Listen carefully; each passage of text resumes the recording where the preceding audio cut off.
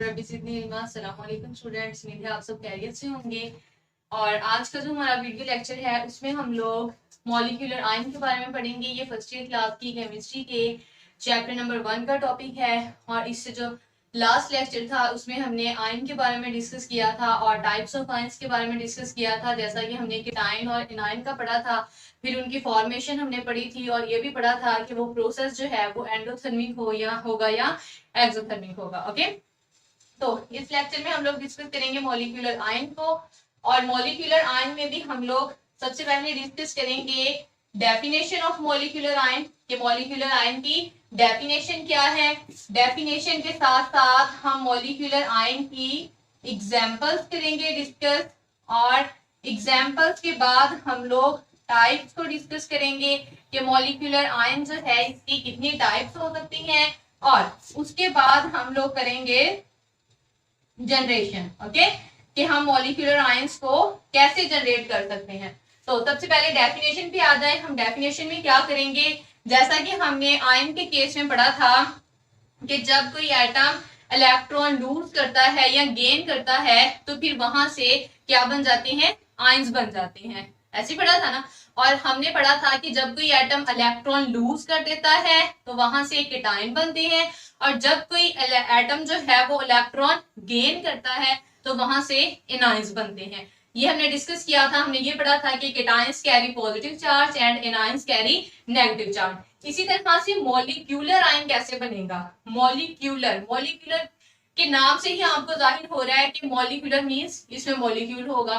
तो जब कोई मॉलिक्यूल इलेक्ट्रॉन लूज करता है या गेन करता है तो वहां से मॉलिक्यूलर आयन जनरेट होते हैं। ठीक है, आप क्या लिखेंगे, when a molecule, when a molecule, जब भी कोई मॉलिक्यूल लूजेस और गेन्स इलेक्ट्रॉन्स, जब कोई मॉलिक्यूल इलेक्ट्रॉन लूज करेगा या गेन करेगा, it forms a molecular ion. तो वहां से ये क्या जनरेट कर देता है, वहां से जनरेट होते हैं molecular ions. Okay, molecular ions में जो है वो केटायनिक मॉलिक्यूलर आयंस ज्यादा होते हैं बनिस्बत एनायनिक मॉलिक्यूलर आयंस के।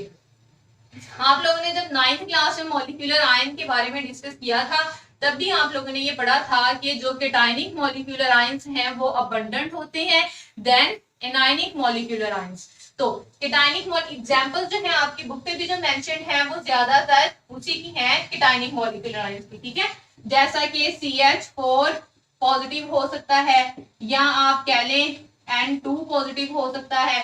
तो ये केटायनिक मॉलिक्यूलर आयंस की एग्जांपल है, या फिर CO पॉजिटिव हो सकता है। अब केटायनिक मॉलिक्यूलर आयंस क्यों ज्यादा होते हैं, क्योंकि जो केटायनिक मॉलिक्यूलर आयंस होते हैं वो मोस्ट स्टेबल होते हैं। हमें पता है कि हर सिस्टम किसकी तरफ जाता है, स्टेबिलिटी की तरफ जाता है।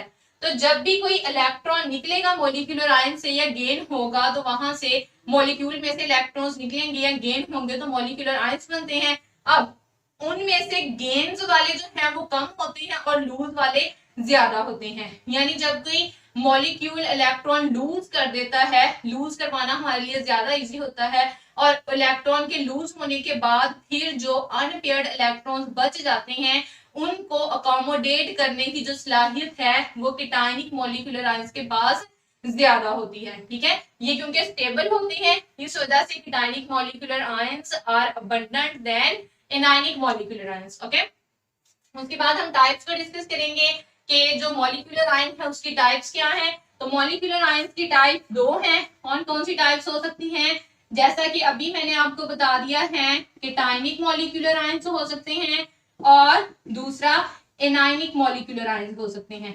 ठीक है, कौन कौन से हो सकते हैं, केटायनिक मॉलिक्यूलर आयंस और anionic molecular ions. Cationic molecular ions क्या होंगे, जिनके ऊपर क्या होगा, पॉजिटिव चार्ज होगा। और ये बनेंगे कैसे, ये बनेंगे by the loss of electrons, electrons के लूज करने से ये बनते हैं। और एनायनिक मॉलिक्यूलर आयंस कौन से होंगे, विच कैरी नेगेटिव चार्ज, इनके ऊपर नेगेटिव चार्ज होगा। और ये कैसे बनेंगे, by the gain of electrons. Okay, आपकी बुक पे ये छोटा सा टॉपिक है और इस टॉपिक में से शॉर्ट क्वेश्चन नहीं आते हैं, लोन के तौर पे ये नहीं आ सकता है। ये तो मैं आपको एक्स्ट्रा करवा रही हूँ क्योंकि ये आपने 9th क्लास में पढ़ा हुआ है, तो उन्होंने ज्यादा डिटेल से नहीं बताया हुआ कि कीटायनिक मॉलिक्यूलर आयंस कैसे बनते हैं, एनायनिक कैसे बनते हैं, ये आपकी छोटी क्लासों की बातें हैं, ठीक है।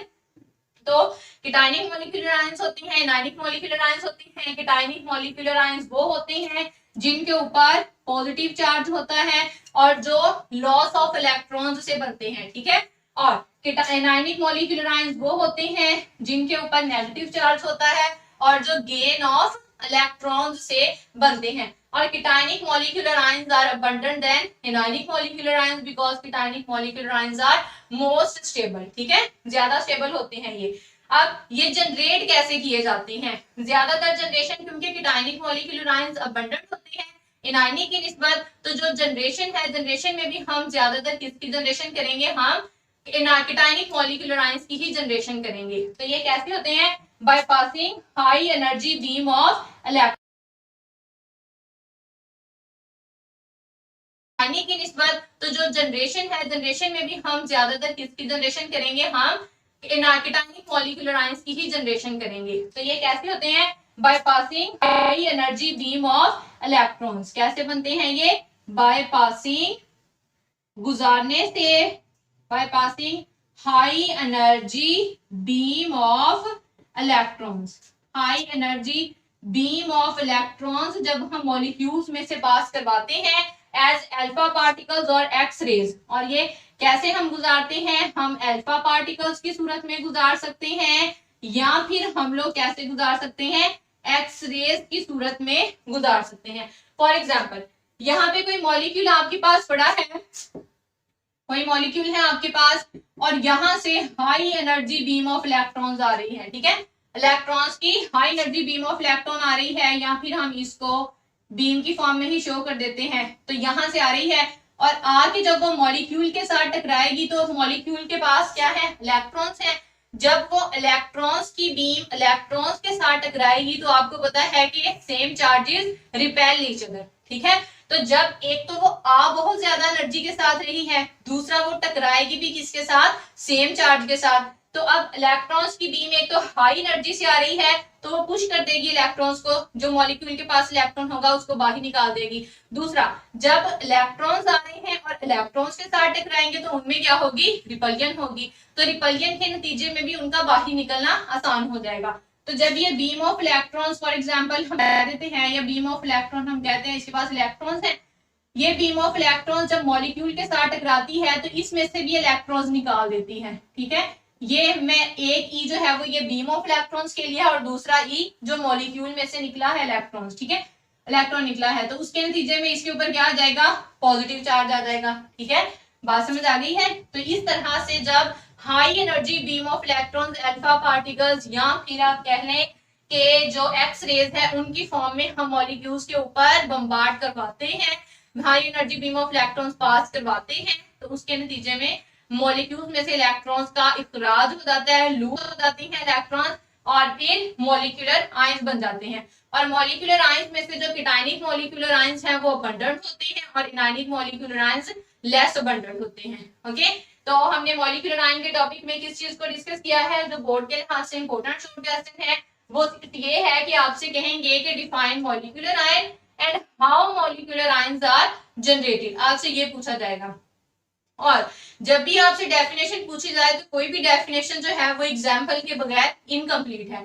तो आपने हमेशा क्या करना है कि जब भी आपसे डिफाइन का कहा जाए तो आपने डेफिनेशन के साथ एग्जाम्पल लाजमी देनी है। ओके, आपने कहना है कि व्हेन ए मॉलिक्यूल लूजेस और gains electrons it forms a molecular ion. जब भी किसी मॉलिक्यूल में से इलेक्ट्रॉन्स निकलते हैं या उसमें दाखिल होते हैं तो वहां से मॉलिक्यूलर आयन बन जाते हैं। अब अगर इलेक्ट्रॉन मॉलिक्यूल में से निकलते हैं तो कीटायनिक मॉलिक्यूलर आयंस, अगर इलेक्ट्रॉन मॉलिक्यूल में दाखिल होते हैं तो एनायनिक मॉलिक्यूलर आयंस। ओके, और जब निकलेंगे तो मॉलिक्यूल पे पॉजिटिव चार्ज आएगा और जब गेन होंगे तो मॉलिक्यूल के ऊपर नेगेटिव चार्ज आएगा। और ये बनते कैसे हैं? ये high energy beam of electrons के पास करवाने से बनते हैं। किस फॉर्म में पास करवाई जाती है? अल्फा पार्टिकल्स या एक्स रेज की फॉर्म में, ठीक है। और जब भी हमने मॉलिक्यूल्स लेने हैं तो मॉलिक्यूलर फॉर्म जो होती है ना वो गैसियस स्टेट होती है, ठीक है। जो गैस होती है वो मॉलिक्यूलर फॉर्म में पाई जाती है, डाइटोमिक फॉर्म में या कह लें ट्राइटोमिक फॉर्म में, जिस भी फॉर्म में पाई जाए।